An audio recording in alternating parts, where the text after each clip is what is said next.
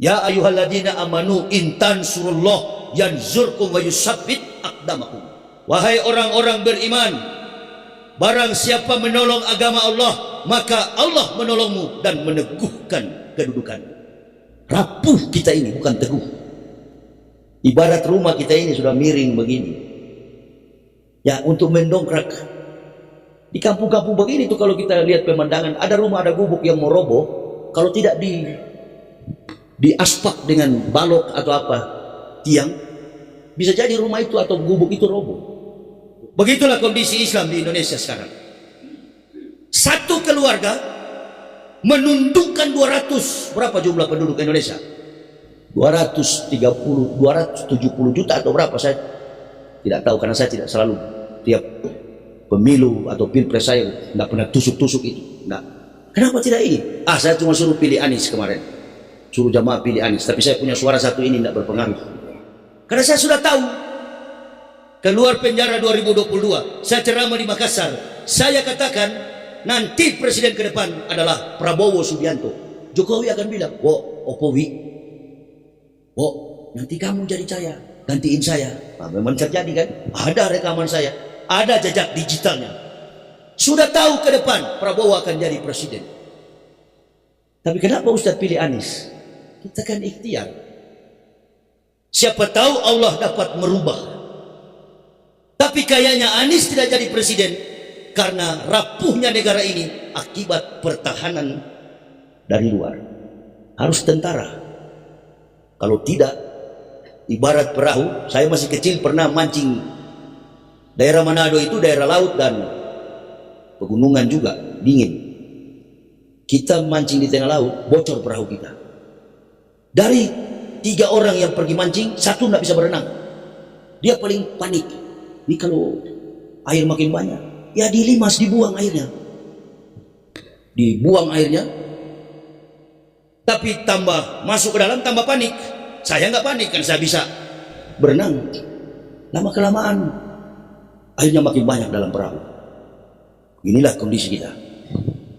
Sedikit waktu lagi Indonesia ini akan dikuasai. 9 cacing yang ada di negara kita ini, orang bilang 9 naga, saya bilang 9 cacing. Cacing itu penyakit kalau dia masuk dalam tubuh manusia. 10 tahun lamanya rezim ini berkuasa, tidak ada yang mampu mengalahkan. Satu keluarga, termasuk Jawa Tengah ini. Introspeksi diri kita. Begitu. Berkumpul di masjid, punya bekal bagi pegangan jamaah. Begini jadinya kondisi negara kita. Memang begini. Siapapun ustadz yang dihadirkan di masjid, tapi kalau tidak punya konsep politik, nggak usah jadi ustadz. Apalagi kalau cuma singgung-singgung. Bilang aja nama Jokowi dan keluarganya, nggak usah singgung-singgung. Kadang-kala ada jamaah yang paham, ada jamaah yang mengantuk, nggak ngerti, apalagi di kampung. Kita tunduk semua. Kita nggak apa-apa masyarakat. Yang paling riskan sekali adalah ketua-ketua partai politik. Jadi ibu bapak mau demo, satu Indonesia ini umat Islam mau demo, tidak semua umat Islam demo.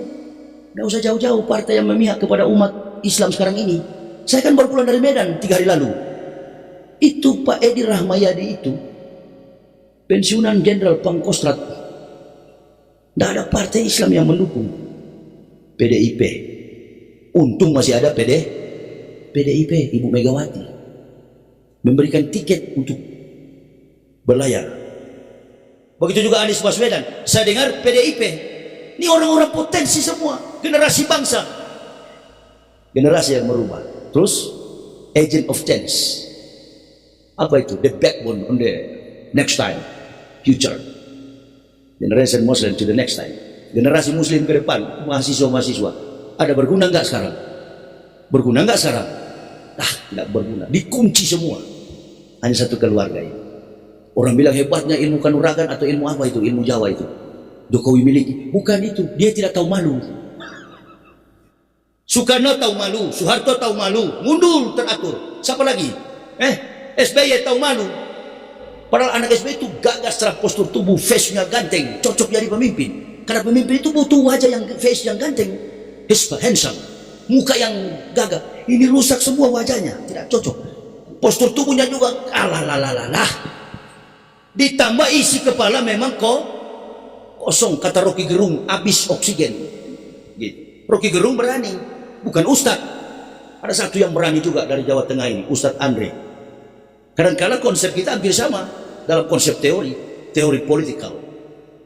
Hai, politikal. Ini sudah politik kelas tinggi. Permainan apa ini? Permainan orang-orang Yahudi. Cara hidup Yahudi, metodologi hidup Yahudi, konsep Yahudi, baik dalam bidang politik, sosial, keuangan, bahkan sampai kepada agama. Dimainkan. Lalu orang bertanya, jamaah bertanya, itu 5 orang kemarin yang pergi ke Israel, itu kutub busuk semua itu. Tanya ibu-ibu yang di belakang itu, kalau mereka, siapa mereka di antara mereka yang banyak kutu di kepala? Kalau orang banyak kutu itu tidak diam, garuk terus biar pakai jilbab. Nah ini yang bikin bangsa ini kacau balau. Ingin membangun relasi dengan bangsa yang dibenci oleh founding fathers dan tidak pernah membangun hubungan bilateral dengan Israel, laknatullah. Ini. Tapi kan generasi kita sok jago, sok pintar, akademisi. Udah, saya tahu saya. Indonesia ini saya tahu. Kita orang Manado itu, ibu bapak enggak sombong dengan gelar-gelar itu. Kita terlalu bangga, tapi sebenarnya otak kita enggak sampai. Bertarung di tingkat dunia, diharap kalah kok. Sementara generasi-generasi kita yang tinggal di Amerika dibayar dengan gaji yang besar, budget yang besar, termasuk Sri Mulyani itu dipakai oleh Bank Dunia kemarin. Dia kalau memang mau cari duit, dia ke Amerika, laku di pasar dunia. Banyak orang Indonesia yang pintar di Eropa, Amerika, dipakai tenaga mereka, otak mereka, dan tidak mau ke Indonesia karena sudah tahu curang cara hidupnya. Mudah-mudahan Pak Prabowo ini konsepnya adalah konsep Pak Harto, petani dimakmurkan karena dia adalah himpunan ketua tani Indonesia. Apa kata Pak Prabowo? Jangan dulu bangun kereta cepat, jangan dulu bangun infrastruktur, bangun manusianya dulu. Nah, itulah cita-cita undang-undang negara kita. Tapi Bapak lihat sampai hari ini belum ada bayangan, kabinet bayangan. Yang ada itu si Bahlul itu dengan ada badan besar pengecut itu, si siapa Erlangga. Ada badan besar tapi penakut itu, Erlangga Hartarto, ketua umum Golkar. Itu saja bergulir di media, di YouTube. Malas kalau melihat itu. Badan besar tapi pengecut, mundur. Yang ganti ini ayam hutan ini, kecil, hitam, muka jelek. Kok pemimpin itu bukan saya mengolok-olok, tidak boleh dalam Islam itu mengolok-olok wajah orang, tapi setidak-tidaknya negara kita ini zaman modern, modernisasi dan sekularisme. Pemimpin itu mesti jago bicara, punya konsep pemikiran leadership, dan pemimpin dalam studi leadership kepemimpinan tidak pernah cari pengikut yang datang ke dia. Nah, ini bikin IKN panggil artis-artis naik motor. Udahlah, sandiwaramu sudah berakhir. Game is over. Nah, ibu bapak mesti berpikir biar di desa. Jadi percuma. Stop dengan macam-macam gerakan-gerakan apa. Saya bilang itu diadu domba nanti. Kalau terjadi kerusuhan, maksud saya, dia lagi yang pimpin. Ini orang tidak bisa tidur, tinggal pikir. Pernah minta tiga periode. Megawati tolak, dan itu serasa sakit hati yang luar biasa. Nah, menggunakan tangan orang lain untuk mengacaukan sistem. Apabila konstitusi melarang dia untuk maju, konstitusi dihajar, konstitusi digiling sampai rata, baru dia bisa maju. Aturan-aturan daerah, aturan pemerintahan pusat, kabupaten, kota diselesaikan, dan kita tidak sadar. Makanya ribut kemarin, protes ketua buruh siapa ketua buruh ini ribut dengan anggota DPR mengenai Omnibus Law. Hati-hati ibu bapak, jangan ada kerusuhan ke depan. Mega truths mega itu besar, terus itu dorongan, gempa bumi mungkin terjadi gara-gara itu. Hati-hati kita, apalagi tinggal di daerah pegunungan begini. Ya, bukan menakut-nakuti, tapi Badan Meteorologi, Klimatologi, dan Geofisika sudah meramalkan akan jadi gempa. Tinggal tunggu waktunya. Mega truths, gempa yang besar Selat Sunda. Nah, ini mesti hati-hati. Jangan-jangan kita sementara berkendaraan di tengah kebun terjadi itu. Karena Allah murka. Allah murka dengan keadaan bangsa ini. Pemimpin, wa kadzalika ja'alna fi kulli qaryatin akbira mujrimiha liyamkuru fiha. Kata Allah Subhanahu wa taala, dan kami mengutus Kazalika ja'alna, kami menjadikan, ja'alna, pemimpin-pemimpin besar, pendusta, pembohong, penipu, yang akan menipu satu negeri. Mujrimia liyamkuru fiha, mereka adalah penipu dan pembohong. Ini terjadi. Pemimpin-pemimpin jahat, ketua-ketua partai.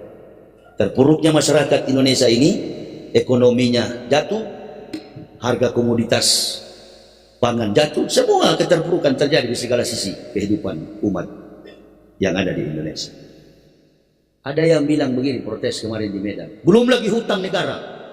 Oh, kalau itu enggak, seorang sosok almarhum ekonom Indonesia, ekonom besar, pernah duduk, pernah bilang sama saya, Ustadz mau tahu, ekonomi Indonesia ini tidak akan bangkrut. Dalam tempo satu malam membalik telapak tangan, ekonomi Indonesia ini besok pagi kembali pulih. Saking kayanya negara ini. Jadi nggak mungkin Indonesia itu akan bangkrut. Nggak. Hutang Jokowi itu nggak. Selesai diurus oleh Prabowo itu. Bukan masalah hutang, masalah akhlak para pemimpin. Akhlakul karimah. Rasulullah dikenal oleh bahkan penulis buku terbaik dunia, Michael Hart, 100 the great men in the world is Prophet Muhammad Goodman is number 1. Dari catatan 100 manusia terbaik di dunia, Muhammad adalah menduduki ranking pertama. Bukunya Michael Hart. Michael Hart itu bukan orang Islam. Dia mantan angkasawan, pernah kerja di NASA Amerika. Dan dia tulis buku itu. Yang kedua kalau tidak salah Isaac Newton atau Albert Einstein. Yang ketiga Isa Al-Masih. Dari segala kompetensi orang-orang ditulis 100 catatan 100 manusia terbaik di dunia. Muhammad SAW menduduki ranking pertama. Nabi tercinta Rasulullah Muhammad SAW